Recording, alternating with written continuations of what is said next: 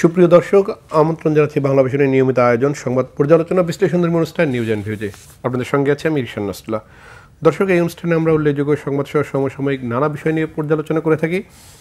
আর সেই পর্যালোচনায় অংশ নিতে আমার সঙ্গে দুজন অতিথি রয়েছেন। তারা হলেন মুজাহিদুল ইসলাম সেলিম, সাবেক সভাপতি বাংলাদেশের কমিউনিস্ট পার্টি সিপিবি, এবং মোফাজ্জল করিম, সাবেক সচিব ও রাষ্ট্রদূত। আপনাদের দুজনকে স্বাগত জানাচ্ছি। আমরা আলোচনা শুরু করবো। আলোচনা যাবার আগে আমরা একটু উল্লেখযোগ্য সংবাদগুলো জেনে নেই। উল্লেখযোগ্য সংবাদগুলোর মধ্যে রয়েছে পাক ভারত উত্তেজনার মাঝে গুজরাটে 1000-এরও বেশি বাংলাদেশি আটক, অমিত শাহের কড়া নির্দেশনার পরে এই অ্যাকশন। এখনও পদত্যাগের সিদ্ধান্ত নেননি উপদেষ্টা আসিফ, সংবাদ পরিবেশনে গণমাধ্যমকে সতর্কতার পরামর্শ। সহনীয় লোডশেডিংয়ের আশ্বাস ফাউজুল কবিরের। সংবিধানে বহুত্ববাদের বিরুদ্ধে শক্ত অবস্থানে জামায়াত, প্রধান উপদেষ্টার মামলা প্রত্যাহার হলেও বিএনপিরগুলো কেন বহাল, প্রশ্ন রিজভির। মোটা দাগে এই ছিল আজকের সংবাদ। আমি স্যার আপনাকে দিয়ে শুরু করতে চাই। সেটি হচ্ছে পাক ভারত উত্তেজনা এবং গুজরাট যে বাংলাদেশি আটক। আমরা একটা ভৌগোলিক ভূ রাজনীতি একটা কঠিন অবস্থা দেখছি, যেটি পাকিস্তান, ভারত এবং বাংলাদেশেও আমরা দেখছি যে বাংলাদেশের সাথে ভারতের যে সম্পর্ক সেটিরও কিছুটা অবনতি হয়েছে। এটি আসলে কতদূর যেতে পারে? পাক ভারত উত্তেজনাটা বাংলাদেশের ক্ষেত্রে প্রভাব তৈরি করবে কিনা? ধন্যবাদ আপনাকে। পাক ভারত সম্পর্কটা কোনো সময় তো ভালো থাকার কথা না, এবং থাকেও না বটে। তবে এটা চাপা থাকে আর কি। অসন্তোষ বলেন, ক্রোধ বলেন, ক্ষোভ বলেন, সবই চাপা থাকে। এবং চাপা থাকলে পরে এইভাবেই যদি চলে, অসুবিধার কোনো কারণ নাই। পৃথিবীর বহু দেশে এরকম হতে পারে বা হয়ও। কিন্তু এবার যে কারণে হঠাৎ করে তাদের সম্পর্কের অবনতি হলো, আকস্মিক অবনতি, সেটা কেমন যেন আমার কাছে একটা বিদঘুটে ব্যাপার মনে হচ্ছে। যে বলছে যে কিছু সংখ্যক পর্যটক, তাদের উপরে গুলি করা হয়েছে এবং গুলি করে তাদেরকে মেরে ফেলা হয়েছে। কারা মেরেছে? পাকিস্তান মেরেছে। তো এর বেশি আর কিছু তথ্য কিছুই পাওয়া যাচ্ছে না।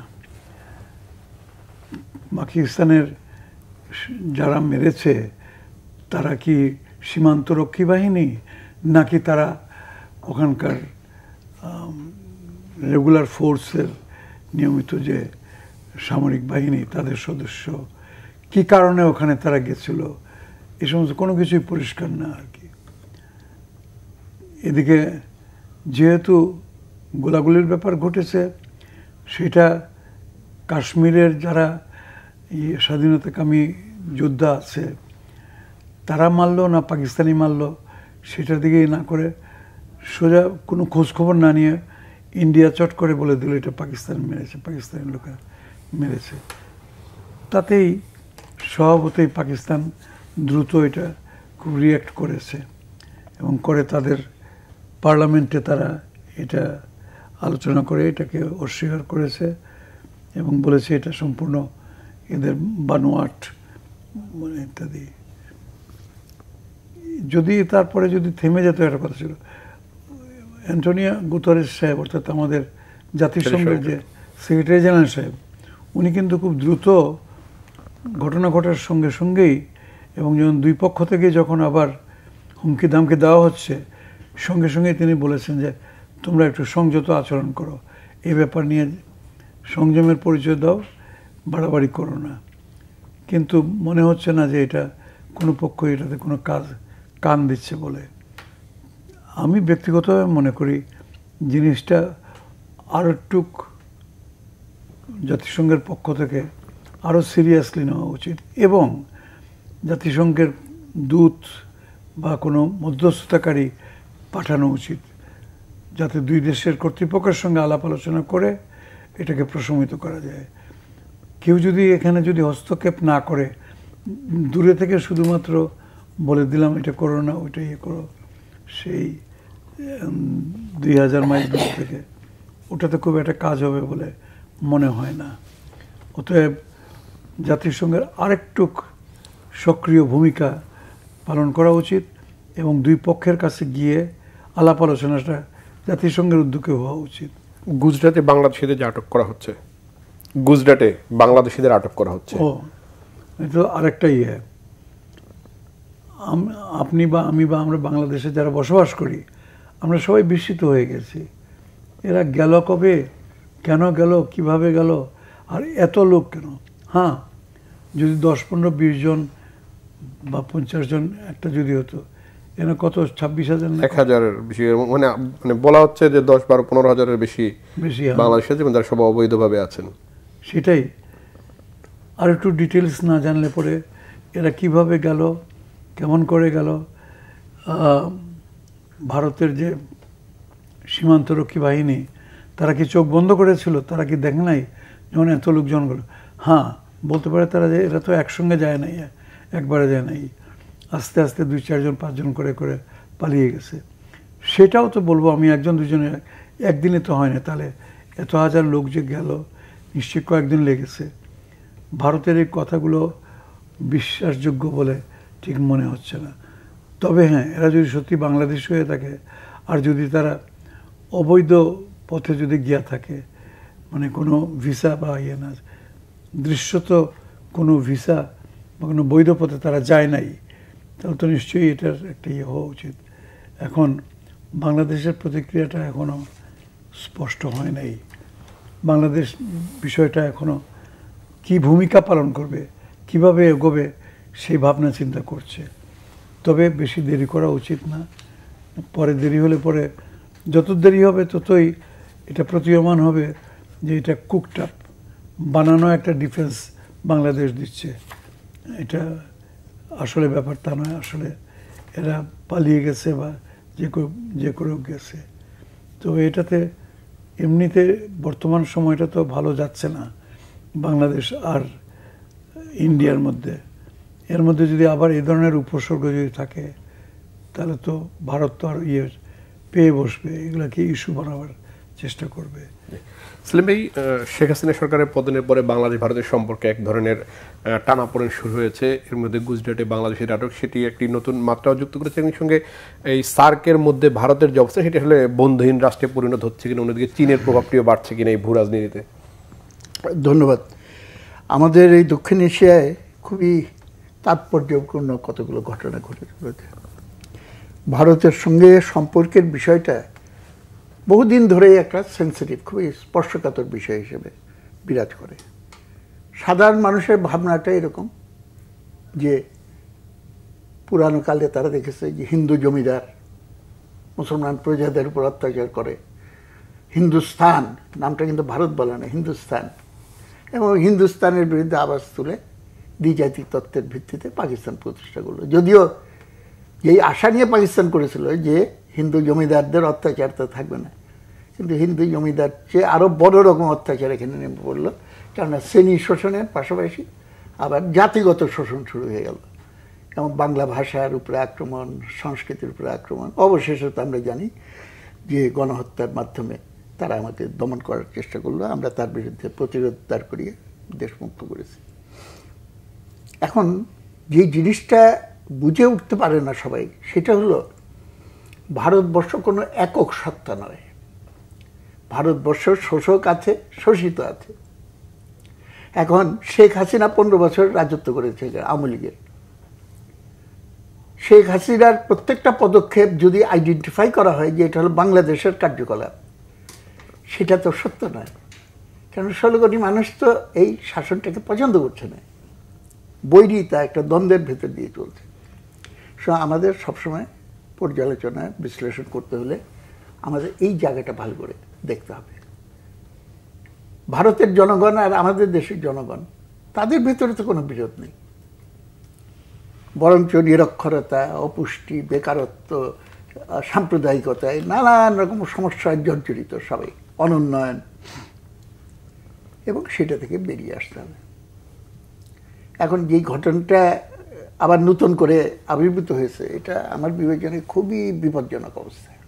কারণ ভুলে যাওয়া উচিত হবে না যে ভারত এবং পাকিস্তান দুইটাই হলো আণবিক অস্ত্রে সজ্জিত। সুতরাং এটাকে খুব সিরিয়াসলি নিতে হবে। এটা যদি একটা আর্ম কনফ্লিক্টে চলে যায় এবং ফ্লেয়ার আপ করে লাগামহীনভাবে, তাহলে পরে একটা বিপদ, মহাবিপদের দিকে আমরা চলে যাব। এবং আণবিক যুদ্ধ লাগলে কোথায় অ্যাটম বোমা পড়বে, সেটা যে বাংলাদেশের এফেক্ট হবে না সেটা আমি বলতে পারি না।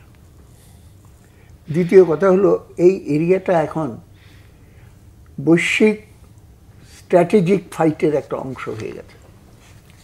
মার্কিন যুক্তরাষ্ট্র প্রকাশ্যভাবে ঘোষণা দিয়েছে যে এখন এশিয়া প্যাসিফিক রিজিয়ন এইটা হলো আমার সেন্টার অফ অ্যাটেনশন, আমার সমস্ত ফোর্স এইখানে কনসেন্ট্রেট করব। এবং কেন করব সেটাও বুঝতে অসুবিধা হয়নি। এবং নানা ঘটনার ভেতর দিয়ে, নানা কথার ভেতর দিয়ে আমরা দেখেছি, এক কথায় বললে কন্টেইনমেন্ট অফ চায়না।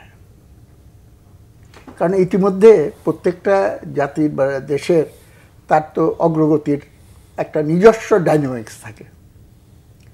এখন পরিস্থিতি যেখানে আমেরিকা ভয় পাচ্ছে যে কয়েক বছরের ভেতরেই চীনের অর্থনীতি আমেরিকার অর্থনীতিকে ছাড়িয়ে সামনের দিকে চলে যাবে।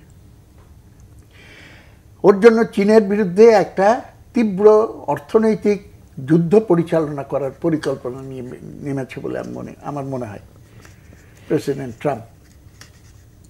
ট্রাম্প খুবই বুদ্ধিমান আমার বিবেচনায়।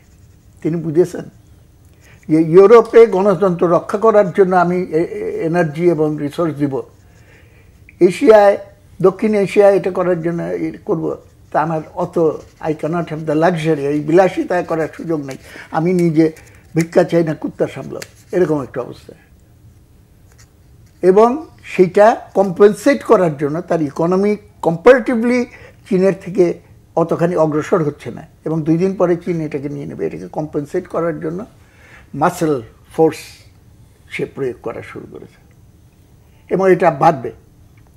কিন্তু নিজে কিন্তু কোনো যেটা খরচ হবে, যেটার পিছনে রিসোর্স দিতে হবে, সেই রকম অভিযানে সে অংশগ্রহণ করবে না। এখন সেই সব বিবেচনায় কন্টেইনমেন্ট অফ চায়না এই পরিস্থিতি, এই জায়গা থেকে কিন্তু কতগুলো মুভস ইতিমধ্যে শুরু হয়েছে। আগে থেকেই ছিল এটা, বে অফ বেঙ্গল, বঙ্গোপসাগরে আইল্যান্ডগুলো, অমুকগুলো, এখানে প্রেজেন্স, নেভাল প্রেজেন্সগুলোকে ইনশিওর করা, এইসবের ভিতরে চলে গেছে। খুব ইন্টারেস্টিং। পরে আর এটা নিয়ে খুব পার্সু করলো না। এই সম্প্রতি কোনো জায়গায় নরেন্দ্র মোদীর সঙ্গে ট্রাম্পের দেখা হয়েছিল এবং একটা কোশ্চেন সাংবাদিকরা জিজ্ঞেস করেছিল যে দক্ষিণ এশিয়া সম্পর্কে, বাংলাদেশ সম্পর্কে তোমাদের ভিতরে কি কোনো আলোচনা হয়েছে? ট্রাম্পের জবাব ছিল যে this is the affair of mister Modi. এই কথাটা নানান রকম অর্থ দাঁড়ায় এবং সেইটা ভারতবর্ষকে তার zone, area of region of influence, এবং সেই দিক থেকে বাংলাদেশ ট্যাকল করা তোমার দায়িত্ব। এখন ভারতের শোষক এবং শোষিত আলাদা আমি বললাম ঠিকই, কিন্তু ভারতের শোষক শ্রেণী এবং সাম্প্রদায়িক শক্তি, বিজেপি তো সাম্প্রদায়িক শক্তি, আমাদের এখানে যেমন জামাতে ইসলাম সাম্প্রদায়িক শক্তি, ইসলাম ধর্মকে ভিত্তি করে, তো এখানে হিন্দু জামাতে ইসলাম হলো বিজেপি। তো তারা তো এই বিষ নিয়ে সমস্ত এলাকাকে তছনছ করে দিচ্ছে। এবং সেইখানে যখন বলা হয় যে ইট ইজ ইয়ার অ্যাফেয়ার, তখন ভারতবর্ষ কিন্তু এখানে দায়িত্বও পায় এবং ফ্রি হ্যান্ড পেয়ে গেছে। সো আমাদের দেশে ইতিমধ্যেই ভারতের সঙ্গে অবজেক্টিভলি, এটা খালি না, মানে সমস্ত নেশন মিলিয়ে দেখা যাবে আমাদের কতগুলো গুরুতর আমাদের প্রতি অবিচার করে সে অর্থনৈতিক কার্যকলাপ ইত্যাদি এগুলো পরিচালনা করছে। আমরা রাজনীতি বহুদিন ধরেই করছি, অর্থনীতির ছাত্র ছিলাম আমি, মফাজ্জল ভাইও জানি না কীভাবে এটা ভাববেন। সাম্রাজ্যবাদ, আমরা আমেরিকাকে সাম্রাজ্যবাদ বলি, কারণ ওইখানকার বৃহৎ পুঁজি কর্পোরেটের চেহারা নিয়ে অন্যান্য দেশের উপরে করে এবং সরাসরি কলোনি স্থাপন না করেও সেই দেশের সরকারের উপরে প্রভাব সৃষ্টি করে। এবং আরও বড় কথা, সরকার থাকুক আর না থাকুক, তার কর্পোরেট ইন্টারেস্টকে এখানে ইনভেস্টমেন্ট করে তারপরে সেটা প্রফিট রিপ্যাট্রিয়েশন করে তারা ইজিলি তাদের সম্পদের পাহাড় সেখানে করে তুলে থাকে। এখন এইরকম একটা অবস্থায় আমাদের এখানকার ঘটনাবলীর উপরে কিন্তু প্রভাব এসে দাঁড়াবে এবং এইটাকে কাউন্টারঅ্যাক্ট করার জন্য চীন কতগুলো মেজার্স নিচ্ছে, রাশিয়া কতগুলো পদক্ষেপ নেবে এবং সবটা মিলিয়ে আমাদের দেশটাও এই ঝঞ্ঝা থেকে মুক্তি পাবে না। 7 সিস্টার্স, প্রচুর কথাবার্তা এবং সেই পুরানো পরিকল্পনা যেখানে একটা খ্রিস্টান স্টেট তৈরি করে, রাজ্য তৈরি করে বাফার জোন হিসেবে এটাকে কাজে লাগাবে। কিংবা আমাদের এখানে বাংলাদেশের চিকেন নেক, বা ইন্ডিয়ার ক্ষেত্রে ওয়েস্ট থেকে ইস্টার্ন ইন্ডিয়া যাওয়ার ক্ষেত্রে ওখানে শিলংয়ের ওখান দিয়ে যদি ঘাড় মটকায় দেয়, তাহলে পরে তো তার সমস্ত এটা বন্ধ হয়ে যাবে। আমাদের কাছে দুইটা অল্টারনেটিভ, যে মেরে ঠান্ডা করে দিতে হবে, ইন্ডিয়াকে ধ্বংসস্তূপে পরিণত করে দাও, আর তা না হলে পরে আমাদের সকলের স্বার্থে একটা সহযোগিতা এবং সহমর্মিতার সম্পর্ক স্থাপন করা হোক। কিন্তু দ্বিতীয়টা করার ক্ষেত্রে বাধা হলো প্রত্যেকটা দেশেরই আলাদা আলাদা করে তো কায়েমি স্বার্থবাদী গোষ্ঠী আছে, তারা কোনোদিনই এটা চাইবে না। এবং পাকিস্তানের সঙ্গে রিলেশন, সেটা পাকিস্তানের ক্ষেত্রে আমি বলি যে হ্যাঁ ঠিক আছে, এটার নাম শুনলে পরেই আমাদের গায়ে জ্বালা হয়। আমরা যুদ্ধ করেছি তো, কিভাবে অত্যাচার করেছে, অমুক করেছে, কিন্তু পাকিস্তানেও তো শোষিত মানুষ আছে। পাকিস্তানের ঘটনা বলি, যেটা হয় বেলুচিস্তানে, তাদের জাতীয় মুক্তির জন্য তারা আন্দোলন করছে, পাঠানরা জাতীয় মুক্তি, আজকের কথা না, অনেক আগে, যার ফলে পাকিস্তানে আমলে দাবি উঠেছিল, আমরাই তুলেছি বামপন্থীরা, যে পাকিস্তান প্রত্যেকটা জাতিকে তার আত্মনিয়ন্ত্রণ অধিকার দিতে হবে, তার নিজ নিজ ভাষায় মর্যাদা দিতে হবে। 21শে ফেব্রুয়ারির বাংলাদেশের শহীদ দিবস আমরা যেটা করি, ভাষা আন্দোলন, সেটার দাবি কিন্তু হইতে পারত, আমরা 54% মেজরিটির ভাষা বলবি পাকিস্তানের রাষ্ট্রভাষা। আমরা কিন্তু এইরকম আনসাইন্টিফিক, ইমরাল, আনডেমোক্রেটিক ডিমান্ড করিনি। দাবি উঠেছিল বাংলাকে অন্যতম রাষ্ট্রভাষা করিতে হইবে। সুতরাং এই জায়গা থেকে অনেক ঘটনা ঘটছে। আবার অন্যদিকে দেখা যাবে যে কাশ্মীর, সেইখানে গণভোটের দাবি, সেটা সম্পূর্ণভাবে অগ্রাহ্য করে ভারত সরকার এখানে পরিচালনা করছে। একটা সময় ছিল, তখন তারা যুক্তি দেখাতো, অনেকেই যুক্তি দেখাতো, যে পাকিস্তান তো মিলিটারি শাসিত দেশ, এখন আত্মনিয়ন্ত্রণের নামে ওঠে যদি পাকিস্তানের সঙ্গে অ্যালাইন্ড হয়ে যায়, তাহলে we will have a Kashmir, যেটা পাকিস্তানের মিলিটারি রুলের অধীনে, ওইখানে গণতন্ত্র তো থাকবে না, অন্তত গণতন্ত্র রক্ষার জন্য তৈরি করা উচিত। এই যুক্তি এখন টিকে না, কারণ ভারতবর্ষে গণতান্ত্রিক সরকার ক্ষমতায় আছে, এই কথাটা কেউ বলে না। এখানে একটা মৌলবাদী হিন্দু সাম্প্রদায়িক শক্তি, এবং যেটা নাকি সব বড় বড় টাইকুনস, বিশাল কর্পোরেট আদানি টাদানি ইত্যাদি, এবং আদানির যে প্রজেক্ট, তার ফলাফল বাংলাদেশে কী ধরনের হবে এটা তো ইতিমধ্যে প্রকাশ হয়ে যাচ্ছে। এরকম একটা অবস্থায় ভেতরে আমরা আছি। এইটা থেকে বেরিয়ে আসতে হলে আমাদের কমন সেন্স নিয়ে অগ্রসর হতে হবে, এবং ভারত, পাকিস্তান, বাংলাদেশ সমস্ত দেশের জনগণের ভেতরে একটা প্যারালাল সহযোগিতার আরেকটা ধারা যদি আমরা তৈরি করতে পারি, সেটা কিন্তু আমাদেরকে বিপদ থেকে রক্ষা করবে, আমাদের সমূহ সহায়তা করবে সামনে এগিয়ে যাওয়ার জন্য। আমরা আলোচনা একটু বিরতি নিয়ে আসি। বিরতি নিয়ে আসি। দর্শক, নিউজ অ্যান্ড ভিউজে নিচ্ছে ছোট্ট একটি বিরতি, আমাদের সঙ্গেই থাকুন, ফিরবো কিছুক্ষণ পরেই।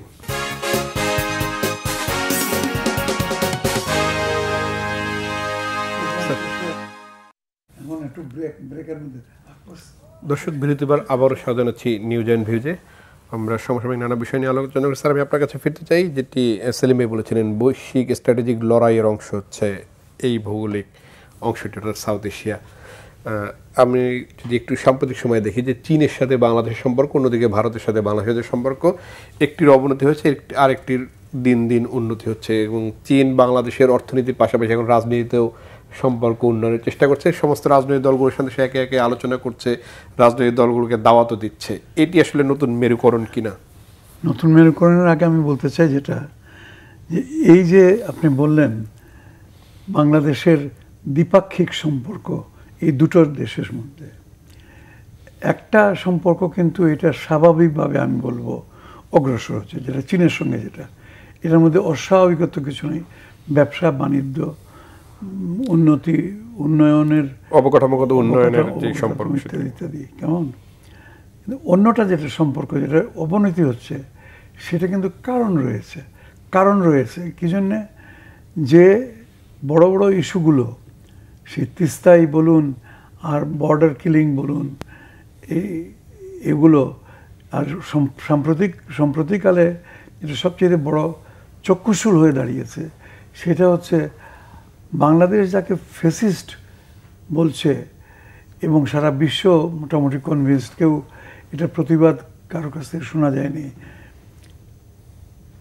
তাকে তুমি আজ তো প্রায় কত 7-8 মাস হয়ে যাচ্ছে তুমি হারবারিং করতেছো এটাকে, এবং সেখানে একটা মন্তব্য করলো না এখন পর্যন্ত। আমি অপেক্ষায় ছিলাম যে কিছু একটা বলবে ইন্ডিয়া বাংলাদেশের এই দাবির প্রেক্ষিতে আর কি। বাংলাদেশ ওই ভদ্রমহিলাকে ফেরত পাওয়ার জন্যে যে সমস্ত পদক্ষেপ নিচ্ছে, সেই সমস্ত পদক্ষেপের পরে এক একটা তো মন্তব্য তো ইন্ডিয়ার কাছ থেকে আশা করা গিয়েছিল। বা বাংলাদেশ যে বারবার বলতেছে তোমরা যে আমাদের দেশে ফ্যাসিস্ট, যে এরকম 15-16 বছর এরকম আমাদের দুর্ভোগ পোহাতে হয়েছে, যার কারণে তাকে ফেরত দাও, সেটা কিছু টুটা শব্দ না, কিচ্ছু না, যেন তারা বদ্ধপরিকর যে এই মহিলাকে তারা রাখবে এবং তাকে, যাকে বলে হারবারিং, আইনি ভাষায় হারবারিং দি অ্যাকিউজড ওর হারবারিং দি কালপ্রিট, সেটা করতেছে। এর ফলে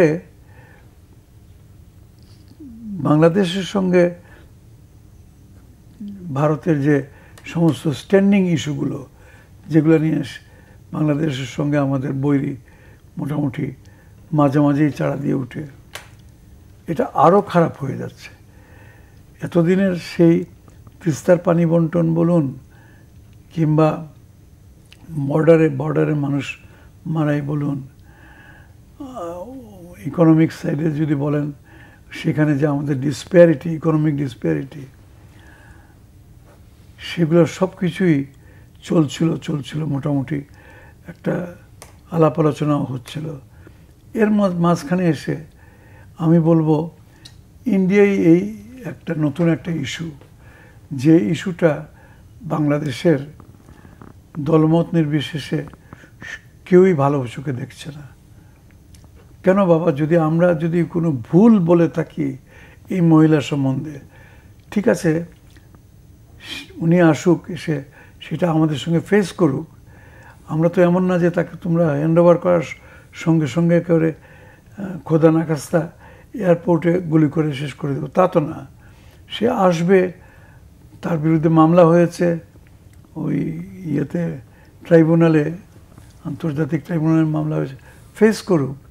তা না তোমরা তাকে বগল দাবা করে বসে আছো, তাতে তো দুই দেশের সম্পর্ক তো কিছুতেই উন্নতি হতে পারে না। আর চীন যেটা করতেছে, চীন কিন্তু খুব, আমি বলবো, কূটনৈতিকভাবে সাফল্যের পরিচয় দিচ্ছে। অর্থাৎ সরাসরি কোনো ব্যাপারে কোনো মন্তব্যও করছে না, হস্তক্ষেপও করছে না।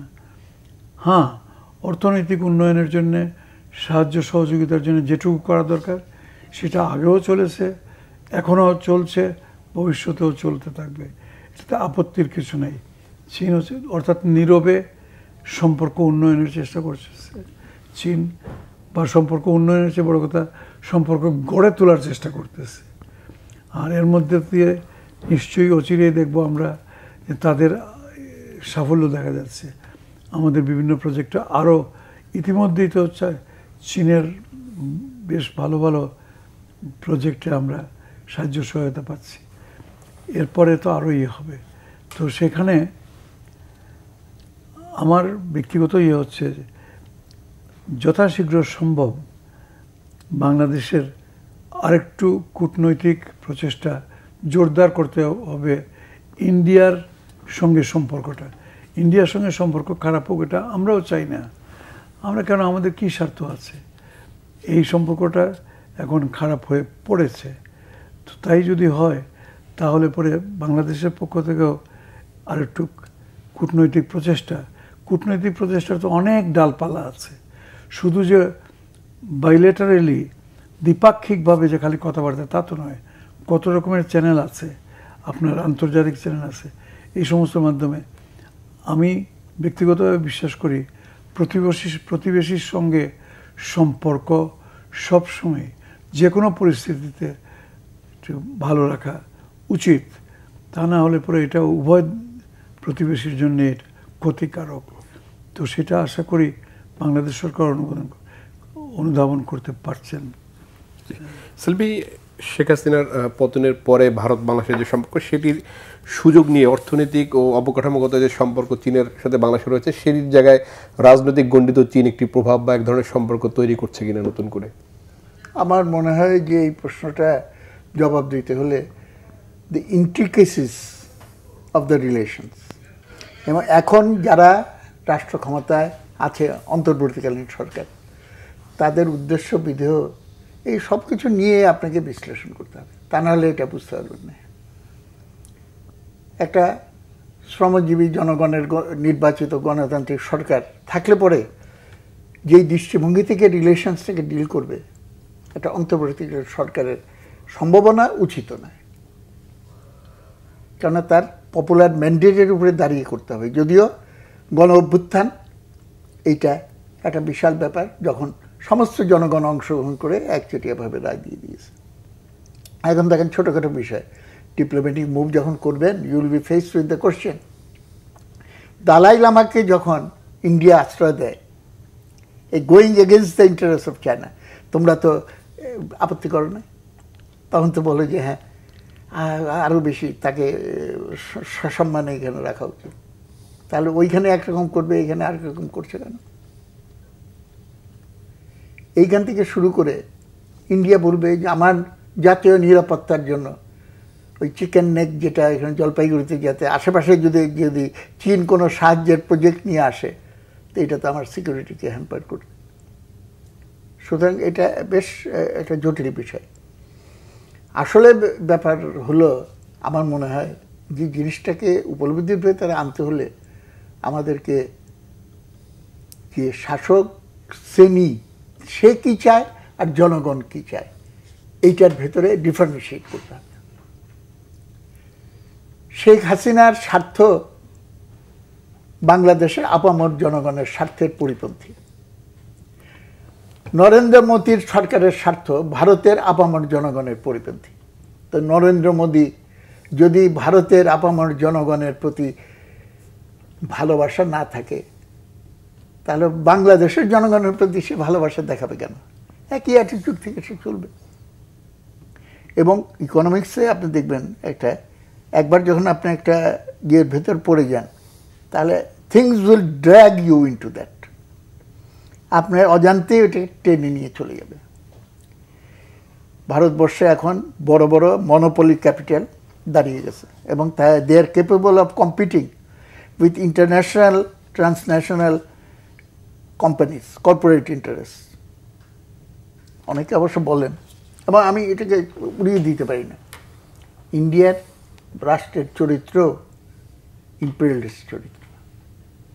হয়তো আমরা বলতে পারবো যে এটা রিজিয়নাল ইম্পেরিয়ালিজম, এরকম কোনো ফেনোমেনা ইতিমধ্যে ডেভেলপ করে গেছে কিনা, এটা ভালো করে গবেষণা করে বিশ্লেষণ করে আমাদের দেখা প্রয়োজন। তা না হলে পরে কিন্তু আমি এই ডাইনামিক্সটা বুঝতে পারবো না কেন, কীভাবে কী হচ্ছে।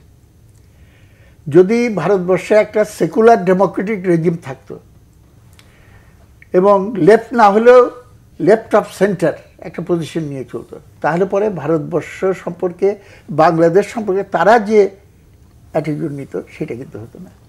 মাঝখানে নন কংগ্রেস নন বিজেপি গভর্নমেন্ট কয়েকটা ছিল, নামটা ভুলে গেলাম আমি। ইন্ডিয়ার প্রাইম মিনিস্টার ছিলেন অনেকদিন। কোন সময় মানে কংগ্রেস পড়ার পর, বেশ শর্ট করে, সরি আমি নামটা ভুলে গেছি। এবং বলা হতো তার ফরেন পলিসিতে তার নাম ধরে চিহ্নিত করা হতো। মনমোহন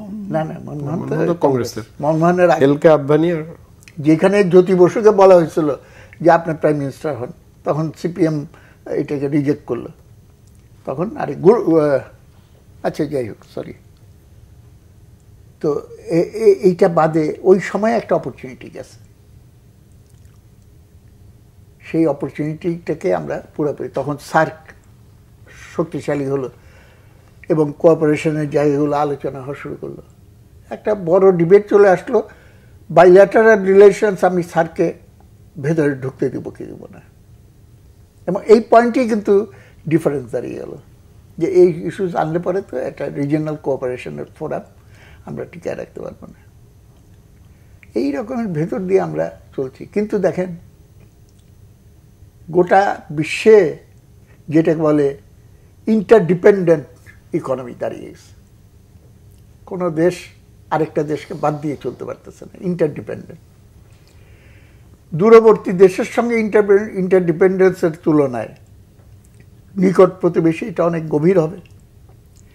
তদুপরি একটা হিস্টোরিক্যাল ধারাবাহিকতার ভেতর দিয়ে কিন্তু আমাদের এই দক্ষিণ এশিয়ার দেশগুলো পরস্পর চলেছে। ন্যাচারাল কানেকশনটা কেমনে আপনি হঠাৎ করে ছিন্ন করে দেবেন? কিন্তু যখন নাকি শোষণের স্বার্থে টাকা লুটপাট করে সেখানে সম্পদের কেন্দ্রীভবন করার পলিসি নেওয়া হয় এবং ম্যাক্সিমাইজ প্রফিট এবং সেটা রিপ্যাট্রিয়েট করে নিয়ে আসে, এই অন্তর্বর্তীকালীন সরকার আসার পর অনেক রকম কিন্তু তথ্য বেরিয়ে এসেছে। আমরা দেখেছি অনেকগুলো আবার গুজব, অনেকগুলো হলো ম্যানুফ্যাকচার্ড, কতগুলো স্ট্যাটিস্টিক্স দিয়ে মানুষকে একটা মাইন্ডসেটের ভেতরে নিয়ে যাওয়ার চেষ্টা। কিন্তু তারপরেও এইগুলো তো এখনো খোলাসা করা হয়নি। ভারতবর্ষের কতজন লোক বাংলাদেশে চাকরিতে নিয়ে যেত এবং তারা কি পরিমাণ টাকা রিপ্যাট্রিয়েশন করে নিয়ে গেছে বা নিয়ে যায়। কিংবা পলিটিক্যালি যদি দেখি, ইলেকশন সামনে, জাতীয় পার্টিকে অংশগ্রহণ করাইতেই হবে in order to save the face of Awami League. তখন কাদেরকে নিয়ে চলে গেল দিল্লিতে, বসেই করলো। বেগমের সাথে কিভাবে চাপ দিল, এটা তো সরাসরি হস্তক্ষেপ। তারা সেটি প্রকাশও করেছে তখন, জাতীয় পার্টি এসেও বলেছে দেশে সেই। তাহলে পরে এইটা এক ধরনের, ওই যে আমি বললাম ইম্পেরিয়ালিস্ট নিও কলোনিয়াল, শুধু না, এক ধরনের কলোনিয়াল অ্যাটিটিউড নিয়ে বাংলাদেশকে যদি দেখে তাহলে তো হবে না। আমরা যেমন বাংলাদেশে ঢাকা জেলা, ময়মনসিংহ জেলা, কিছু ছোটোখাটো একটা কি বলে কুষ্টিয়া, ভারতবর্ষের শাসকরা যদি মনে করে বাংলাদেশ ওকে ইউ আর বাই কুষ্টিয়া, তো এইটার প্রতি এরকম অ্যাটিটিউড যদি নেয়, উই আর সভরেন নেশন, যুদ্ধ করে দেশ স্বাধীন হয়েছে, যত কথাই বলুন, তারপরে সেই মিনিমাম মর্যাদাটা দিতে হবে। কিন্তু আমাদের এখানে যারা শাসন ক্ষমতায় যায় তারা সেই মর্যাদাটা রক্ষার চেয়ে নিজের গদিকে রক্ষা করার প্রতি নজর বেশি থাকে। এবং ইন্ডিয়া প্লেস দ্যাট, তার গদি টিকায় রাখার জন্য এমন কতগুলো স্ট্রিংস তৈরি করে দেয় যে সে more and more dependent on India হয়ে যায়। এবং আমি দেখেন আমাদের দেশে কত কিছু আমরা জানি না, যেমন এই যে গাজা নিয়ে বিরাট বিরাট আমরা ডেমনস্ট্রেশন করলাম, এই করলাম। আমি জানতে চাই, মানুষ জানতে চায়, সরকার সেটা জবাব দিতে হবে। পেগাসাস নামে ওদের একটা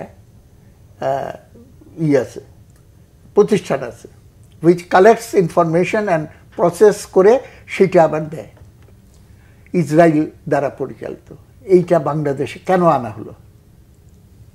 মোসাদের কোনো অ্যাক্টিভিটি বাংলাদেশে চলে কিনা পরিষ্কার করে জবাব দেয়। অনেক কিছু আমেরিকার সম্পর্কে বলতে পারি, হানা চুক্তি, সোফা চুক্তি, এবং সেগুলো তো একটু একটু আলোচনা হয়, তারপরে সরিয়ে দেওয়া হয়। ভারতের সাথে করা অনেকগুলো চুক্তি নিয়েও তো আলোচনা। হ্যাঁ, ওর জন্য এটা পপুলার ডিমান্ড হওয়া উচিত। শেখ হাসিনার বিচার করতে হবে, এইটা যেমন ন্যায্য দাবি।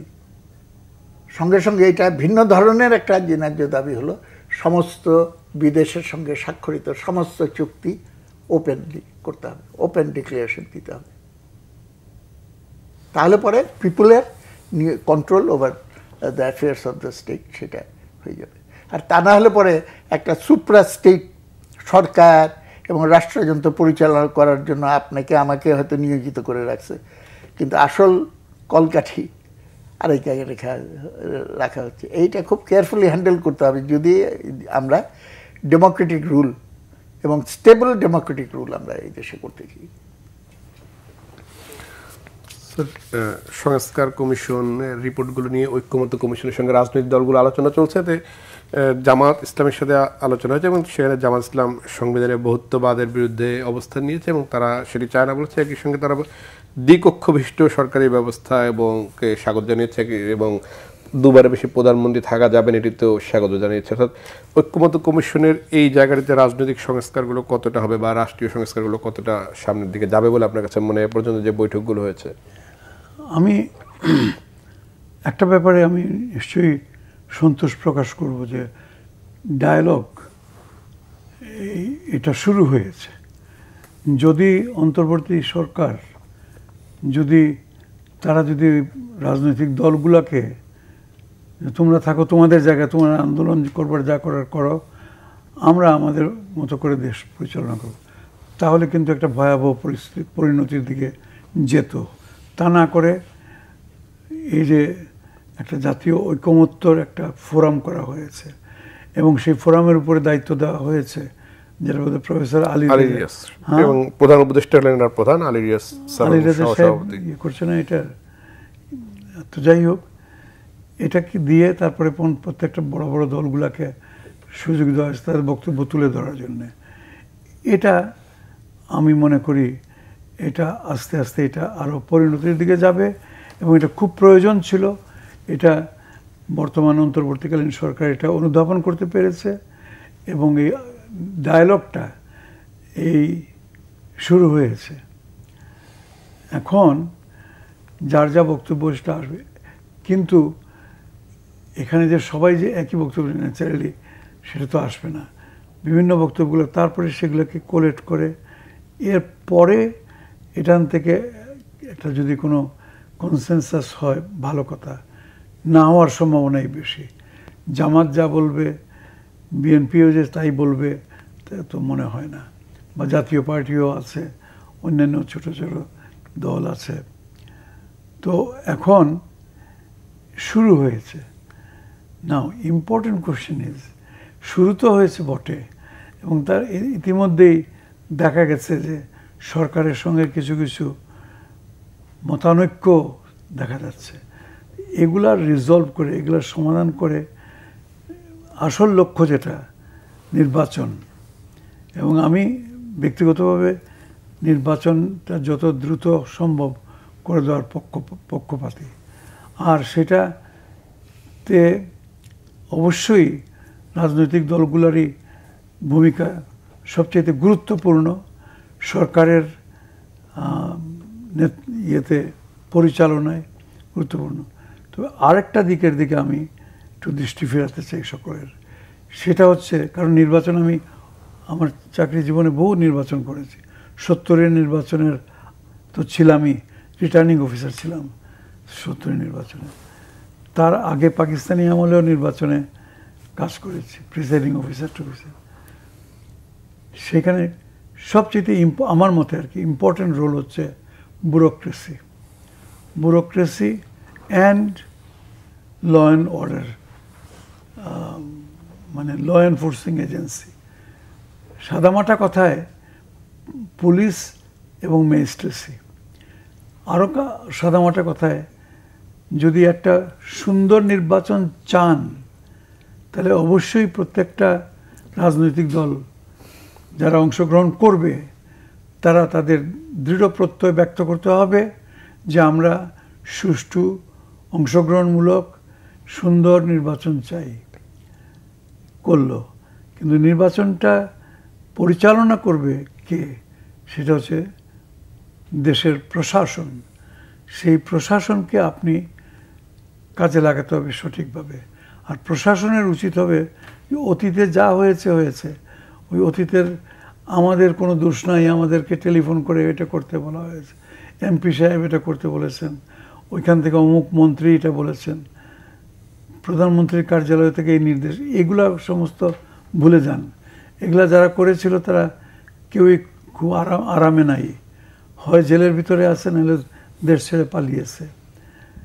এখন যেটা সামনে যেটা আসবে সেটাতে আমি মনে করি, আমি একজন ফর্মার ব্যুরোক্রেট হিসেবে বলছি, ব্যুরোক্রেসির দায়িত্ব নিতে হবে, খুব শক্তভাবে নিতে হবে। এবং সেটা খুব স্পষ্ট হতে হবে। এর মধ্যে কোনো রকমের কোনো দ্বিধাদ্বন্দ্ব বা কোনো রকমের কোনো ইয়ে থাকবে না, কলুষমুক্ত হতে হবে।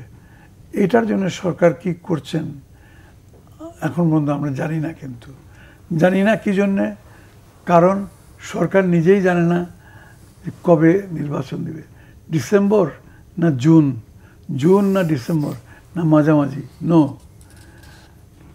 কথাটা আজকাল একেবারে মুখে মুখে ফেরে রোড ম্যাপ, পথরেখা ইত্যাদি ইত্যাদি সুন্দর সুন্দর ইংরেজি বাংলা শব্দ।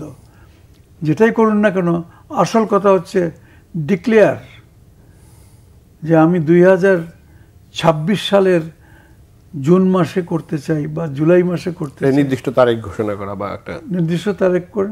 হ্যাঁ, তারপরে হয়তো ঘটনাচক্রে সুনির্দিষ্ট কারণ থাকে, সেটা 1 মাস 15 দিন বা 1 সপ্তাহ আগু পিছু হতে পারে, কিন্তু আপনাকে ঘোষণা দিতে হবে।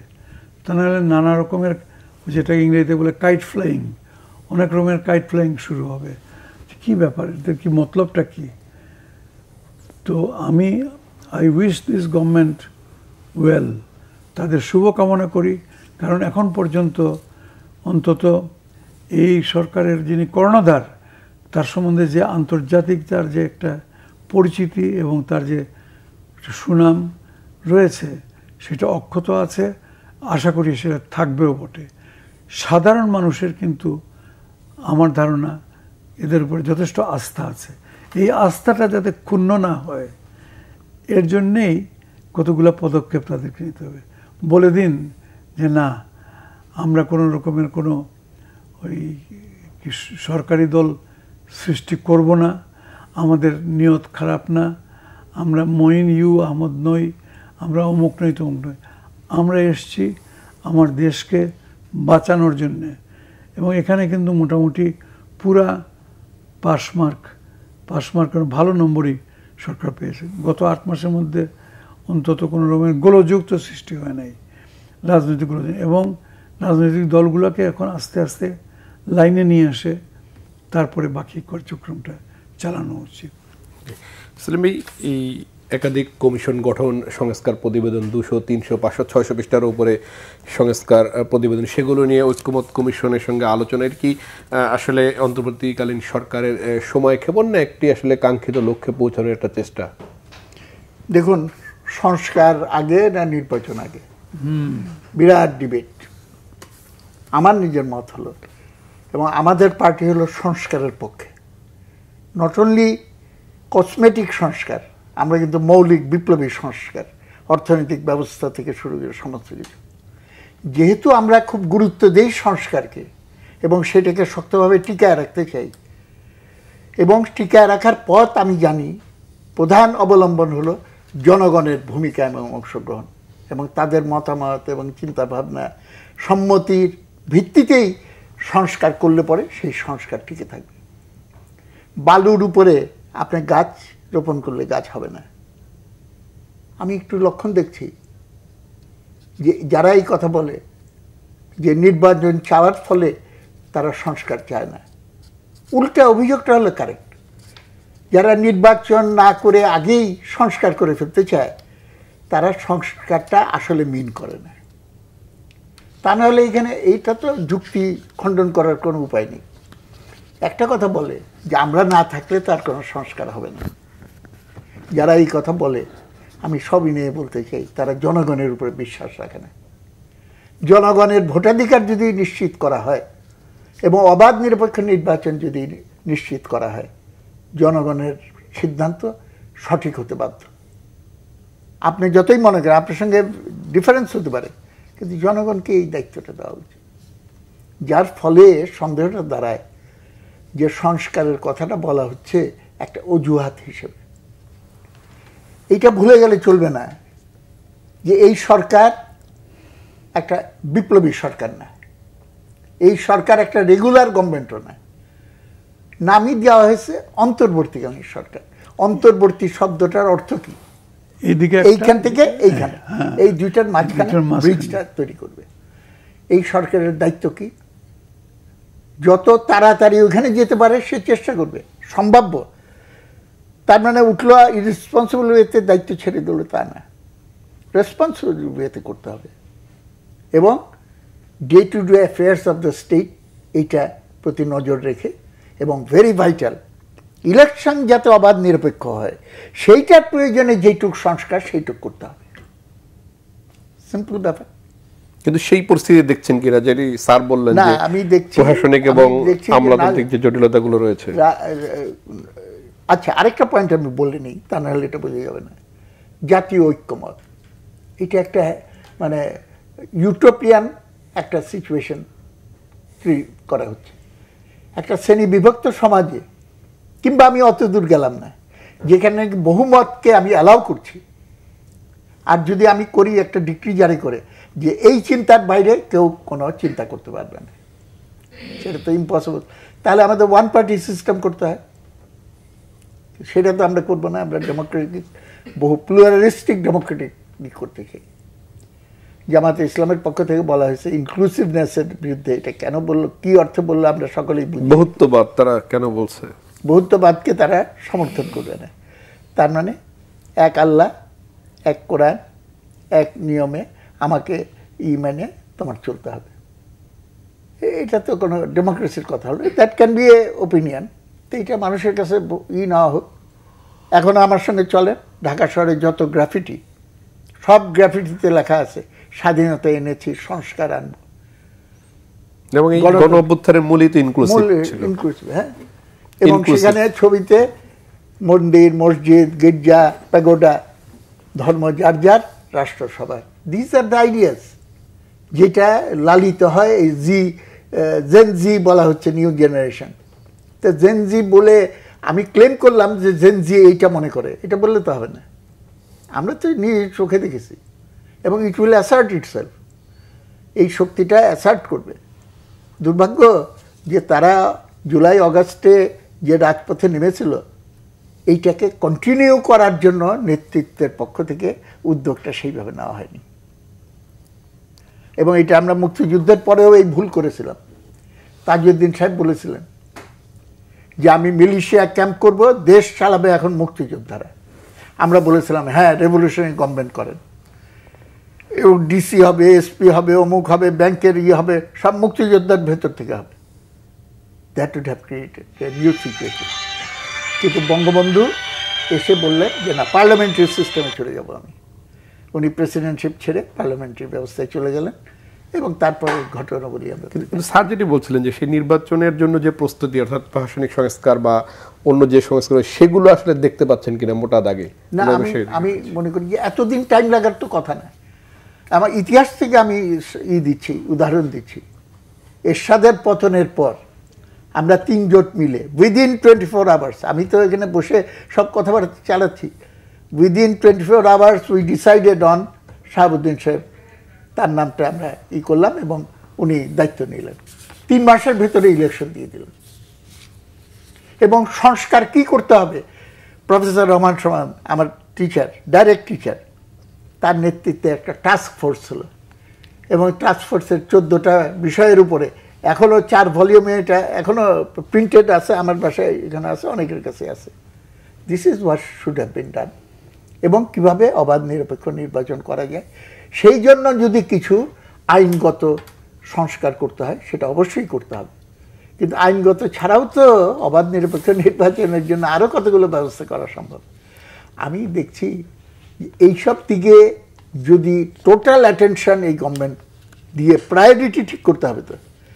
কিন্তু প্রায়োরিটি ঠিক করা হয়েছে যে সংস্কার না করে আমরা যাব না।